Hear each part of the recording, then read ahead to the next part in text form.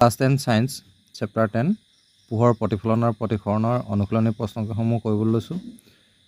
প্ৰথম 6টা কুৱেশ্যন হৈছে MCQ কুৱেশ্যন। ফাৰ্ষ্ট কুৱেশ্যন দিছে তলত দিয়া কোনটো পদাৰ্থ লেন্স তৈয়াৰ কৰিবলৈ ব্যৱহাৰ কৰিব নোৱাৰি। ইয়াত অপশ্যনটা দিয়া আছে এ পানী, কাঁচ, প্লাষ্টিক আৰু মৃত্তিকা। মৃত্তিকা মানে আছে মাটি।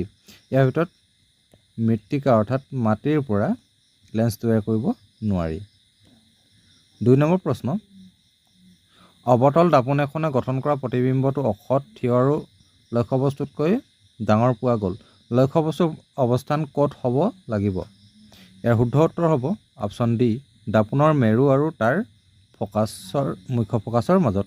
অৰ্থাৎ অৱতল দাপোনৰ মেৰু আৰু মুখ্য ফকাছৰ মাজত যদি এটা লক্ষ্যবস্তু থোৱা হয় তাৰ প্ৰতিবিম্বটো অসৎ, থিয় আৰু লক্ষ্যবস্তুতকৈ ডাঙৰ পোৱা যাব। কুৱেশ্যন নম্বৰ 3 লক্ষ্যবস্তুৰ সমান আকাৰৰ সৎ প্ৰতিবিম্ব পাবলৈ হ'লে লক্ষ্যবস্তুটো উত্তল লেন্সৰ সন্মুখত কোন স্থানত ৰাখিব লাগিব? ইয়াৰ আনচাৰ হ'ব ফকাছ দৈৰ্ঘ্যৰ দুগুণ দূৰত্বত।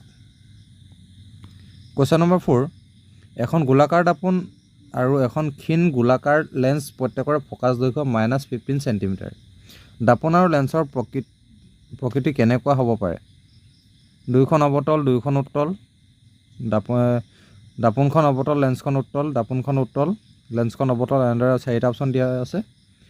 ইয়াৰ ভিতৰত অপশ্যন এটো শুদ্ধ হ'ব কাৰণ দুয়োখন অৱতল বুলি লিখা আছে আৰু যিহেতু ফকাছ দৈৰ্ঘ্য মাইনাছত আছে অৱতল লেন্স আৰু অৱতল লেন্সৰ ক্ষেত্ৰত ফকাছ দৈৰ্ঘ্য সদায় মাইনাছত আহে। নেক্সট কুৱেশ্যন নম্বৰ 5 দাপোন এখনৰ পৰা যিমানে দূৰত থিয় নোহোৱা লাগে প্ৰতিবিম্বটো সদায় থিয় হয়। দাপোনখন কেনেকুৱা হ'ব পাৰে? ইয়াৰ আনচাৰ হ'ব হয় সমতল নতুবা উত্তল। অৰ্থাৎ সমতল আৰু উত্তল দাপোনে সদায় থিয় প্ৰতিবিম্ব গঠন কৰে।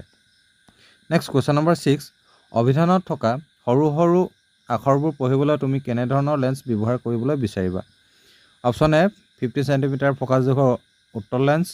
নেক্সটটো প্ৰকৃততে হ'ব লাগিছিলে 50 চেণ্টিমিটাৰ ফকাছ দৈৰ্ঘ্যৰ অৱতল লেন্স, কিন্তু ইয়াত ভুলকৈ লিখা আহিলে মাত্ৰ 5 চেণ্টিমিটাৰ আছে, কিন্তু 50 চেণ্টিমিটাৰ ফকাছ দৈৰ্ঘ্যৰ অৱতল লেন্স, 5 চেণ্টিমিটাৰ ফকাছ দৈৰ্ঘ্যৰ উত্তল লেন্স আৰু 5 চেণ্টিমিটাৰ ফকাছ দৈৰ্ঘ্যৰ অৱতল লেন্স।